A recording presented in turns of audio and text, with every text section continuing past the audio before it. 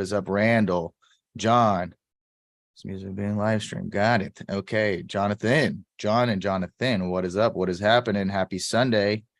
Hey, we are just waiting to get a couple more people in here from our Wolves of Wealth. And then we will go ahead and get started here for you guys. A lot of you guys might be your first live Sunday sermon, so sit back and enjoy the show, most definitely. Excuse me, guys. This is, before we get actually started here, this is meant for you to just show how you would prep for the week. We do this, all the time, but, what you need to look at, what big macro events are coming, what big earnings are coming, what big levels when you zoom out to understand just the macro trend of the market. Big levels you need to keep on your watch, right? And you need to know. And then look at a few tickers. Then we'll put the, what your ranges you can look for the week. And then, hey, put our game for tomorrow, game plan on. And then, obviously, if you're in the Wolves of Wealth, we get on live, 45 minutes before market open and really set a really detailed plan and then get to it, right? So not meant to sit here and have you on for 2 hours.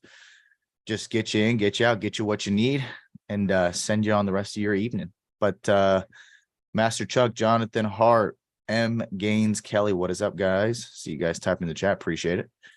Yeah. Hold on. Just make sure. Yeah. Okay, cool. Really quick, you guys can see my SPY chart. Looking at the SPY chart here. You guys see the SPY chart daily here?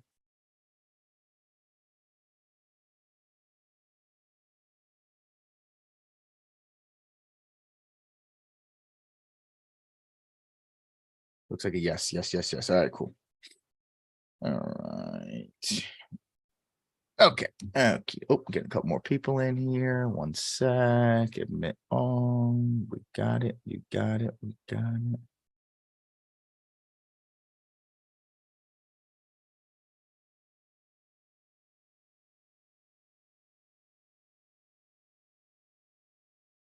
All right. Maybe one more minute here, Justin, then we'll start it on up. Yeah, let's do. Yeah, let's do Okay. one more minute. One more minute. See if I can sit closer for you guys.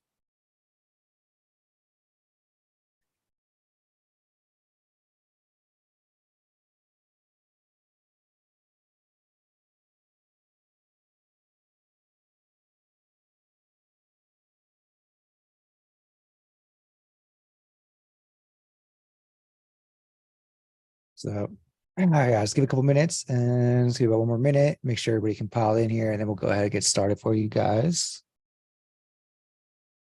Exciting. First time we're doing this also live on YouTube. So very exciting. Welcome, everybody. You guys are all a part of history. Put it in the notebooks, alert the media, right? Call your mother, let her know you're a part of history. No, I'm just kidding. Okay, we got 5:10 on the clock. 5:10 my time. 8:10. You want to go start up? Let's go and start. Yep. You'll give me the 3, 2, 1, and we'll get it going. 3, 2, 1. Oh, what is up, guys? No risk, no premium here. Always accompanied by Mr. JG Banks himself. What is going on? What is up, guys? Happy Sunday. What is the date today? 16th. All right. The 16th. Today's the 16th, guys. Welcome. Hope you had an amazing weekend. Hope you had a nice long weekend, got to enjoy it with your family or just got out, got in the sun. Who cares? Got away from your computer screens. But as we know, guys, Sundays are the day to prepare, right? If you're trying to, start out on Monday, you think the week starts on Monday, you're already a day behind. So that's why we do this. This is the Sunday sermons. First time we're doing this live in a while. It's the first time we're doing this on YouTube as well. So all of our faithful YouTube followers, guys, you're getting a sneak peek into what we do here with the Wolves of Wealth every single week. So first off, welcome. We appreciate you guys for the support. And let's just go ahead and get right onto it. Guys, what have we noticed here, right? Just really quickly looking at this daily chart. Every dip is just getting bought. We talk about it all the time. Don't fight the trend. Don't fight the trend. Whether you're an, 821 EMA person, whether you're just the MAs, and if you're looking at my chart, anything that is dotted is a simple moving average. Anything that's solid, right, is an exponential moving average. I like the 821. Green right here will be the 20 MA. Purple will be the 50 MA. And then the other most important one is the 200 is down here, is this cyan teal looking blue one. I always put the 100 in there because some people look at it, some don't. But just for anyone that's new and joining, hasn't maybe seen my chart, that's a little blueprint for you, so you can see what we're going to be talking about throughout the live stream today. Guys, first thing you always want to do every week is, okay, what moves the market? Buyers and sellers, of course. Okay. Buyers outweigh sellers, we go up. Sellers outweigh buyers, we go down. It's very simple. What gives buyers that behavior to buy at certain levels or buy on news? So first thing you always want to do, what do? Go over to the U.S. economic calendar. Okay, last week we had FOMC minutes, and it did not disappoint at all in the slightest. Had a lot of action, a lot of tradable setups this week coming out. As far as FOMC or as far as CPI, PPI, we obviously had those last week. Nothing of that degree this week. This week we just have more, economic data, stuff to do with like housing starts, existing home sales, stuff to do with the real estate market, which we should all obviously keep a very close eye to, with the Fed constantly raising rates to try to combat inflation. The real estate market makes up a huge portion of our economy, or the health of our economy. It's good to understand that metric as well. And just really quickly, guys, I want to make this very clear. We are not macro economists. We're not macroeconomic traders. We don't trade the news per se, right? Because inflation's still way above 2%. So we should have just sold off on CPI and the market shouldn't have even opened, right? What we do here when we're looking at economic data is so we can get an understanding of, okay, if I'm going to swing anything short dated overnight, etc. Is there something coming out in the pre-market? Is there data or a speaker or something happening that can cause movement? So I need to know that movement is justified by the data coming out. We're not trading the actual data. We just trade around our levels, but it's always good to know if Powell is speaking, if Secretary of the Treasury, Janet Yellen, is speaking, if there's a CPI or PPI or PCE report, etc. You guys understand? You're picking up what I'm putting down.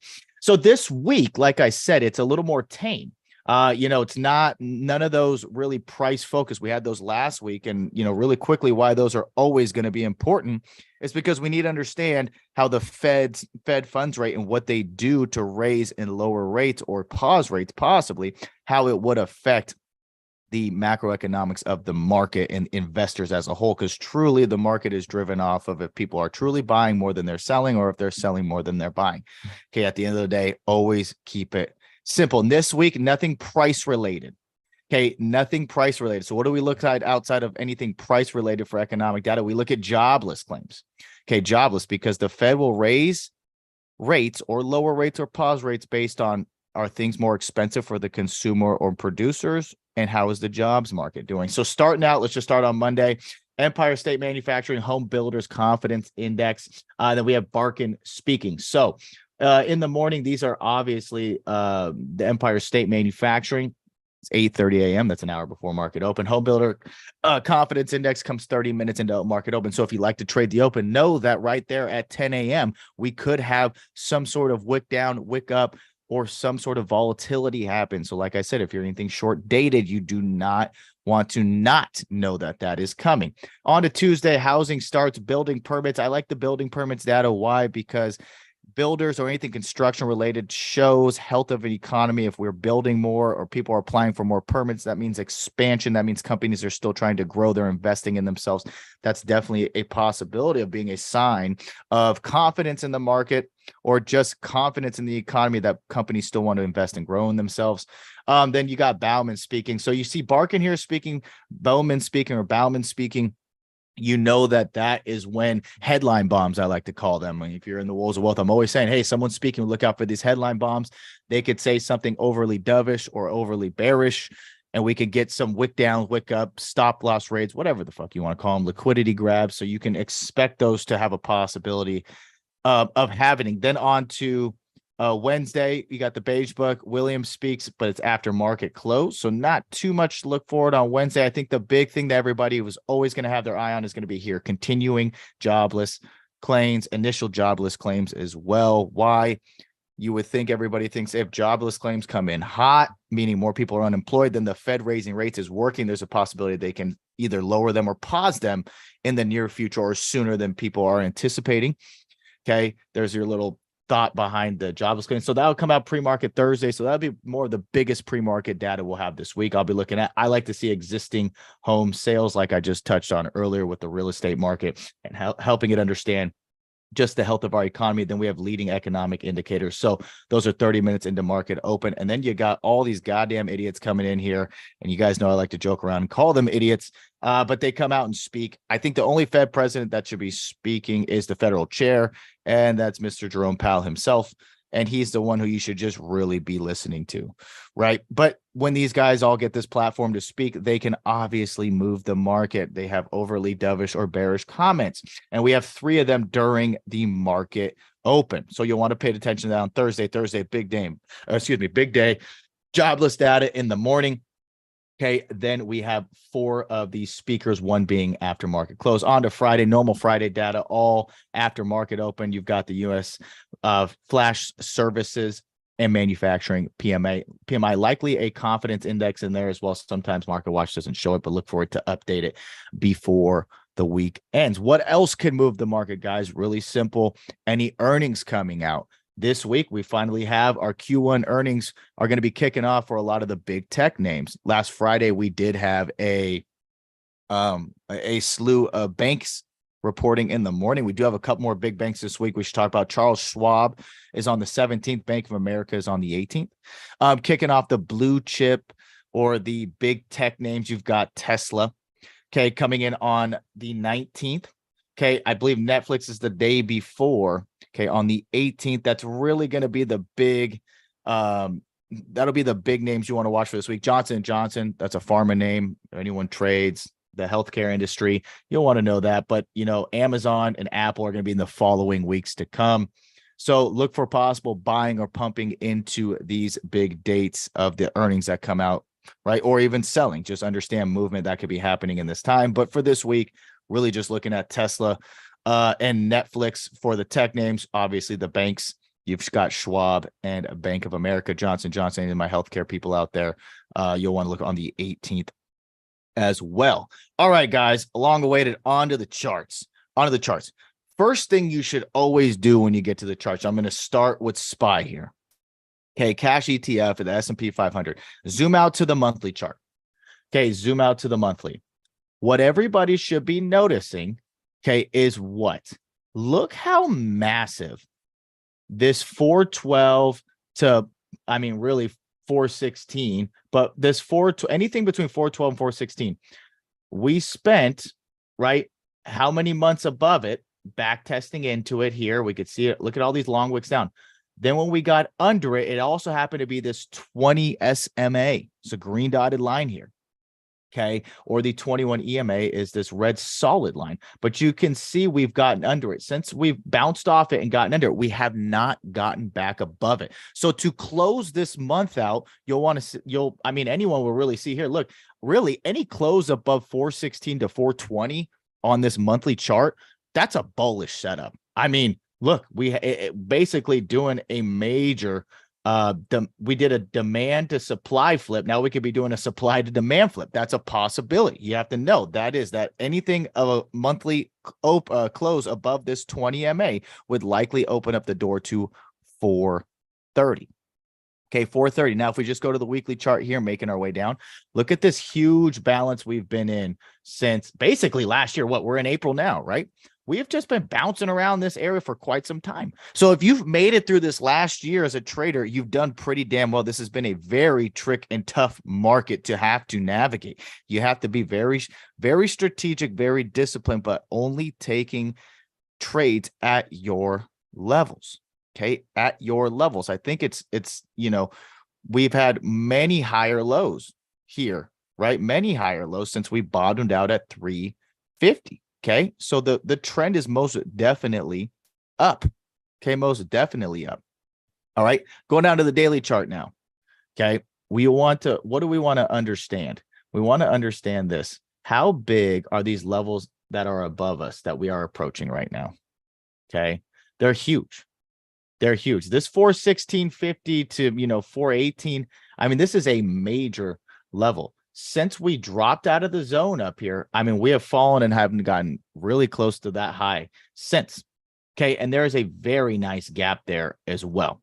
Okay, so for me personally, since we're getting up to the top of this huge supply range, I'm personally looking to not really be a new money long on a breakout of 415 or even 416. I'd want to see a breakout and retest to just know they're not going to try to catch anybody off sides. You don't want to be a part of the sell side liquidity and be a buyer up here and them get basically leave you in the dust up there. Okay, something to note here. We do have this very nice doji candle. It's an indecisive candle here. Okay, indecisive candle here. So what comes out this week? What do we make of it? I don't know, but let's go down now to the 4-hour chart. Okay, and if you're with us in the Wolves of Wealth Discord, you know I have been hounding, right, on understanding we have been in a balance range, right, for most of the time. We understand the bottom of the balance is 406. The top of it was this 409, 410 area. Okay, we spent a lot of time in here. We've dipped back in it. Now we're getting above it. So as long as 409, 410 holds, you likely just want to allow this thing to get ridden on up. But I'm looking here. I wouldn't want to be a new money long. Okay, I wouldn't want to be a new money long on the break of 415. I would want to see a break and retest. Me personally, that's just the trader I am. Okay, but you can see now how big this supply was that we ran into twice, right? Now, do we hold it? We've closed above it. So really, you're going to look at this 412 tomorrow. I think 412 is most definitely a play. Do we get a nice maybe back test to make a nice higher low and then get to ride that up? Now, currently futures are up about 9 handles right now. Okay.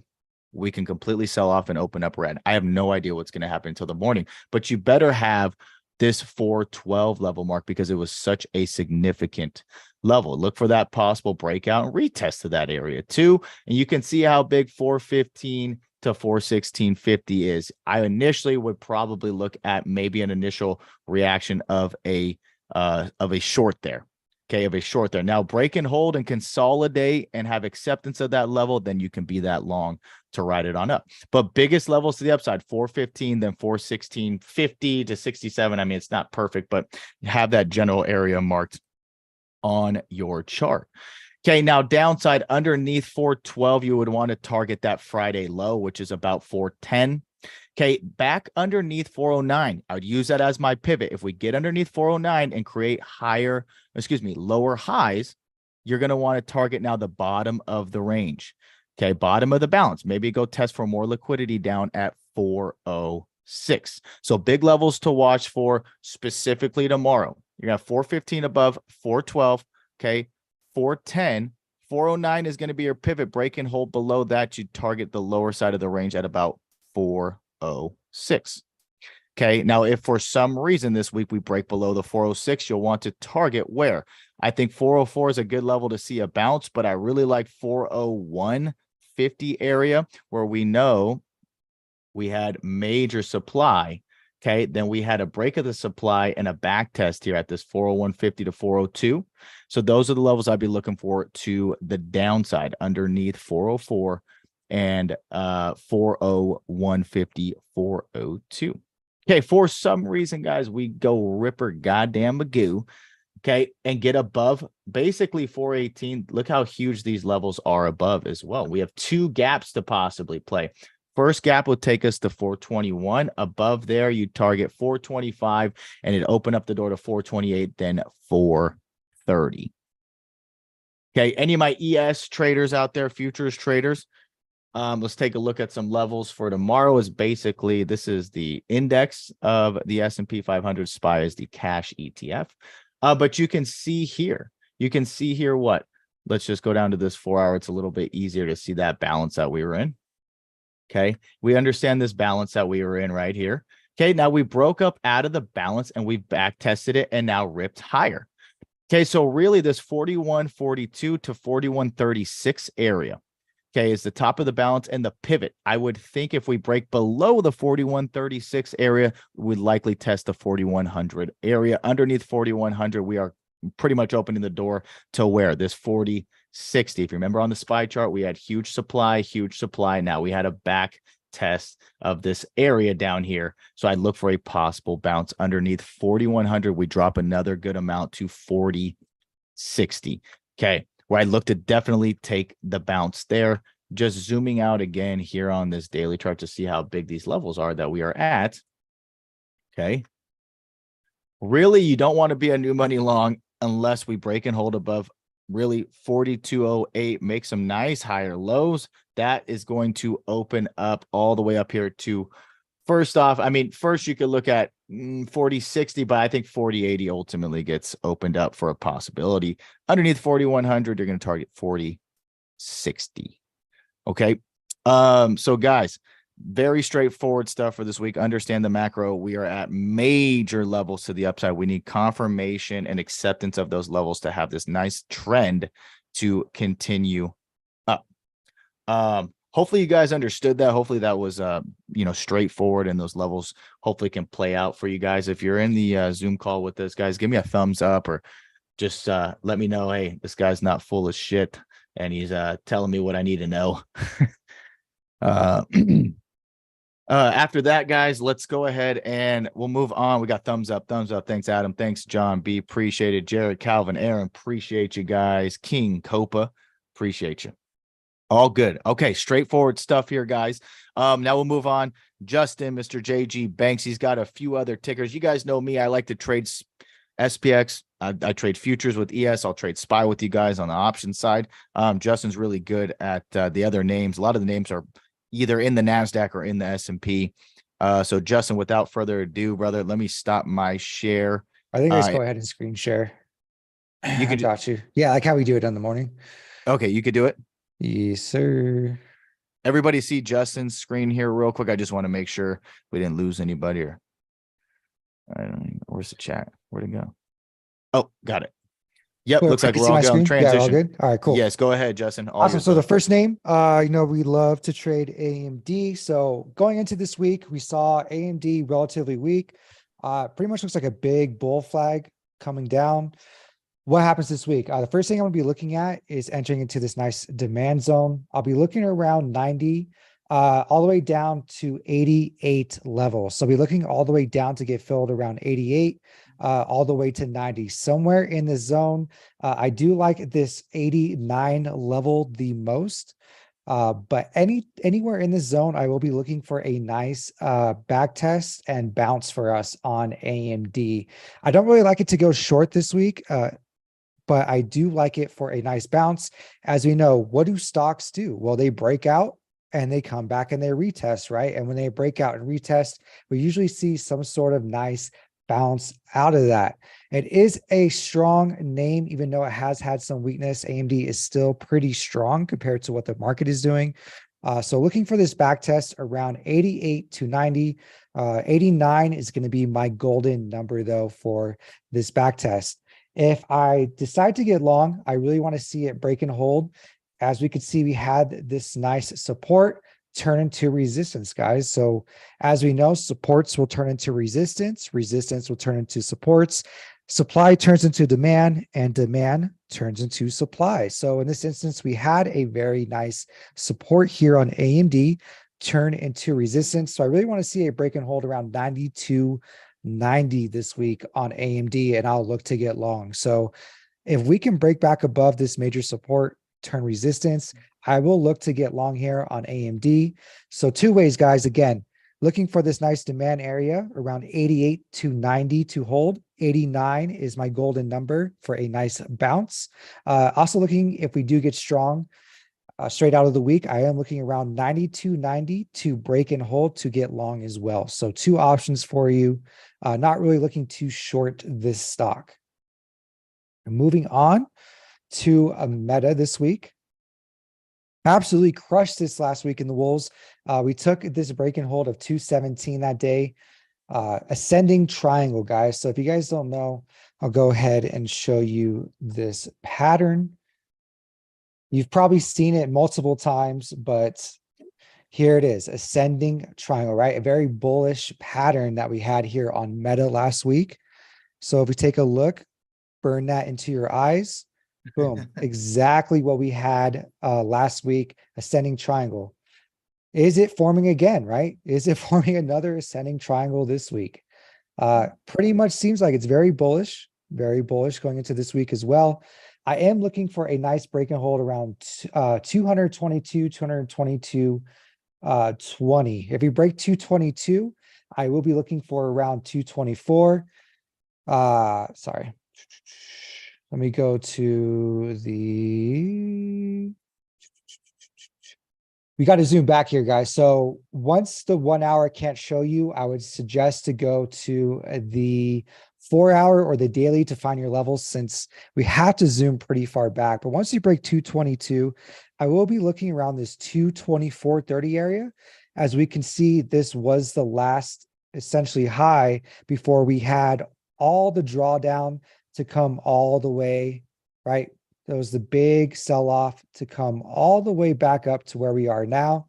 So that 224, 224.20 level is very, very major here, right? So this was the high right before we had that sell-off. And now we're coming back to retest it again, guys. As we know, stocks either break down and come back up a retest or break out and retest. That's all they do. They do it over and over and over again. So 224 will be my level to watch, 224.30. After that, around this 226.70 level, we had some nice support here, as we can see. I'll kind of zoom in so it makes a little bit more sense for you guys. Around this 226.70 level is where I will be looking for next after if we break out of 224 here on Meta.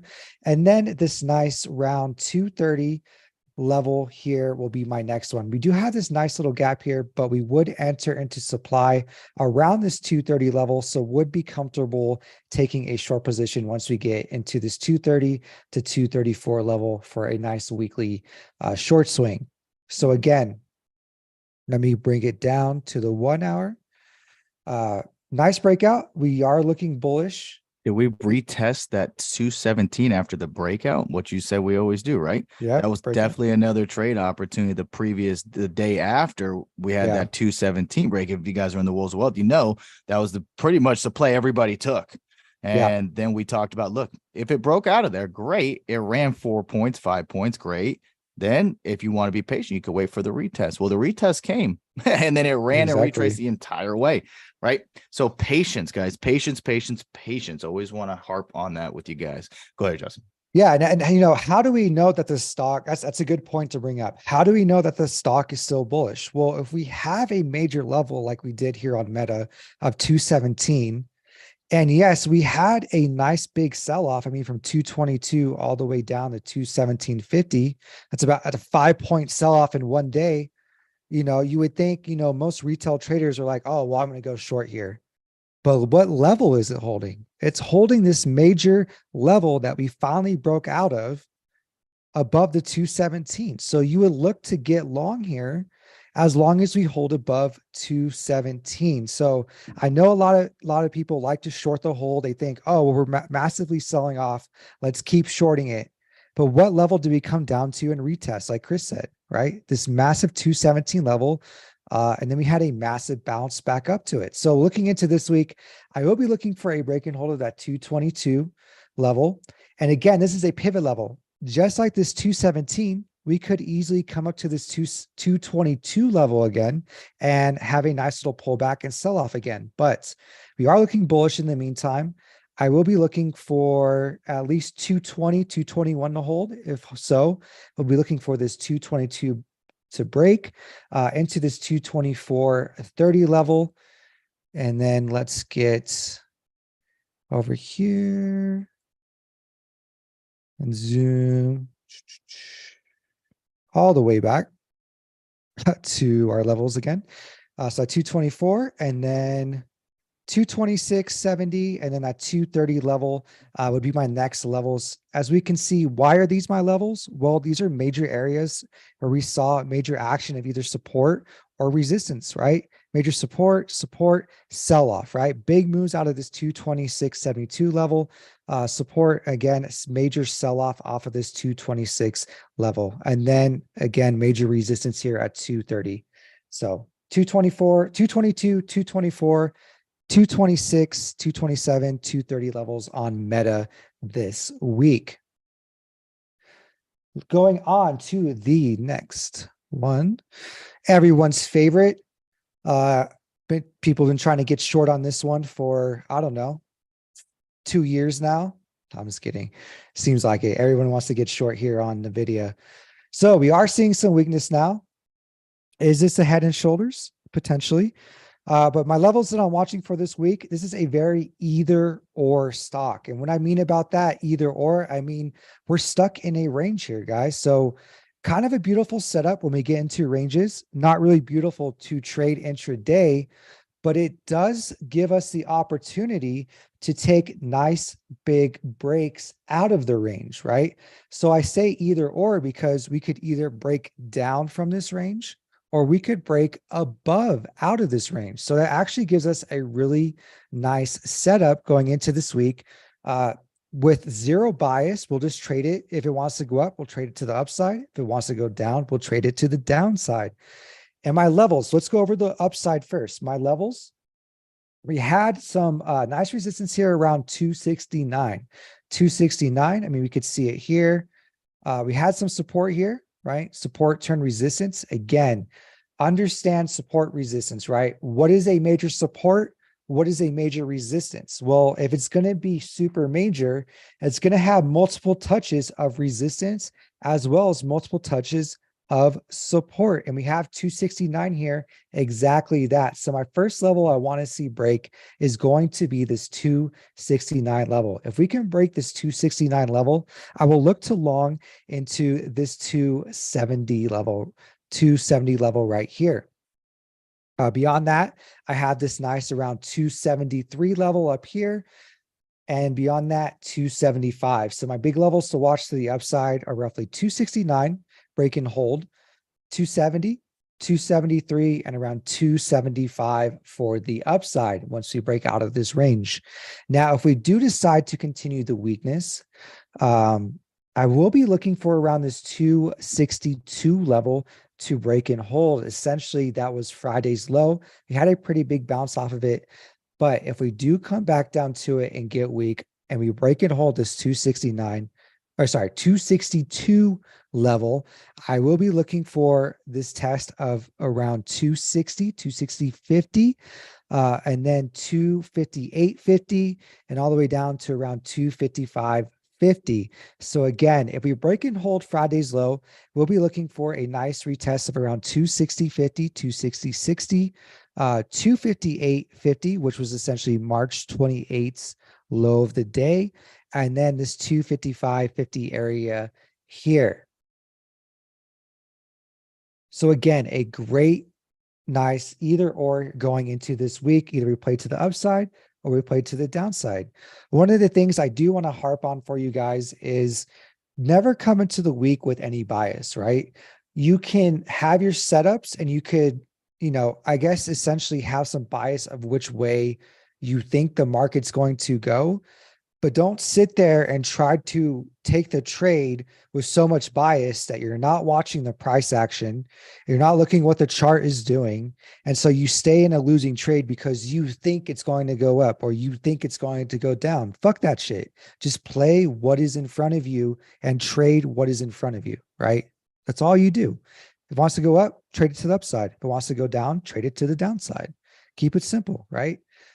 Bias gets you killed.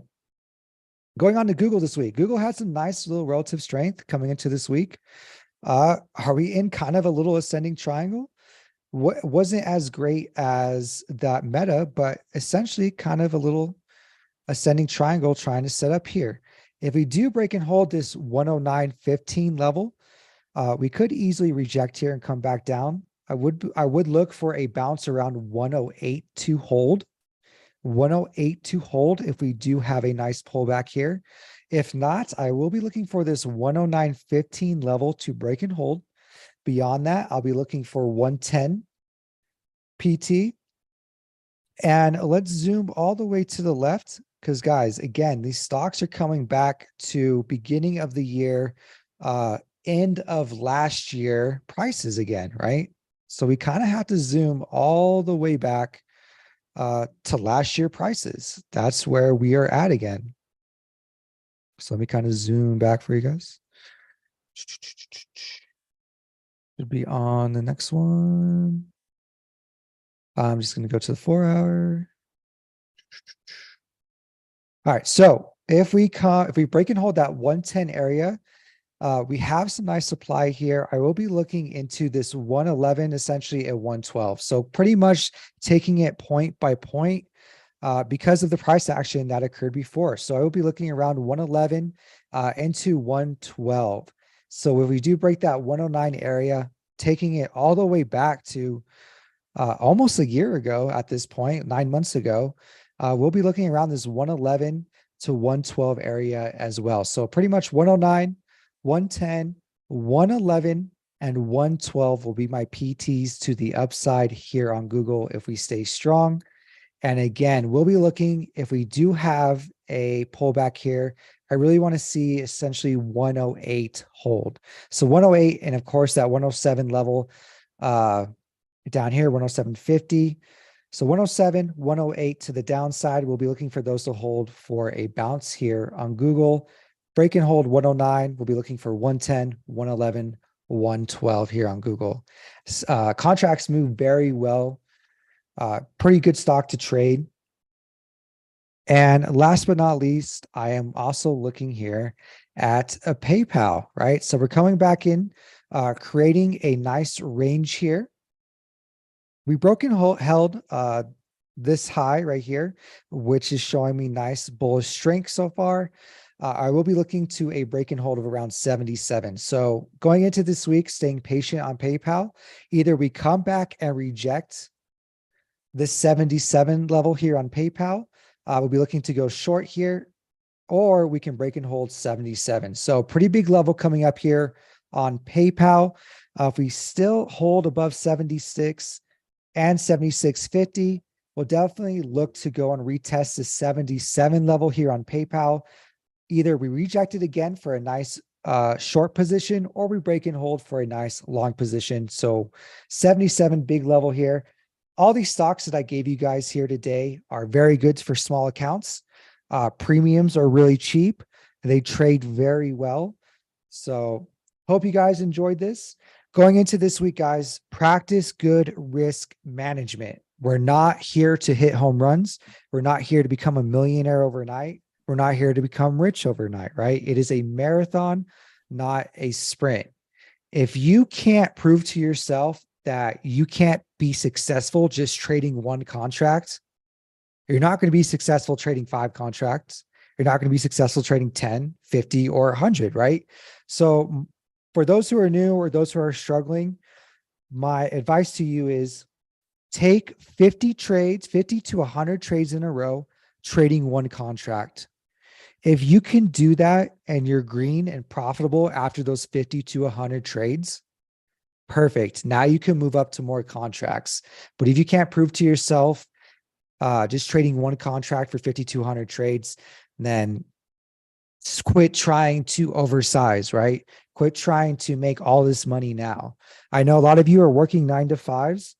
This is extra income, right? It's not to replace your 9 to 5 right now. It is just for extra income. It is a side hustle at this point, right? If you sit there and try to replace your 9 to 5 when you're not successful, that's just going to mess you up mentally, right? You're going to try to do too much oversize and you're going to blow account after account after account. So going into this week, practice good risk management, trade with profits once you get to the end of the week. And I hope you guys enjoyed this first Sunday sermon live that we did for YouTube and did for all of you. So really appreciate everyone coming out. It means a lot that you spent this evening with us. And I hope everyone has a really good week. Chris, if you have anything else to say. I think it'd be a perfect time after that speech to say, wake up early, get your levels right, and don't do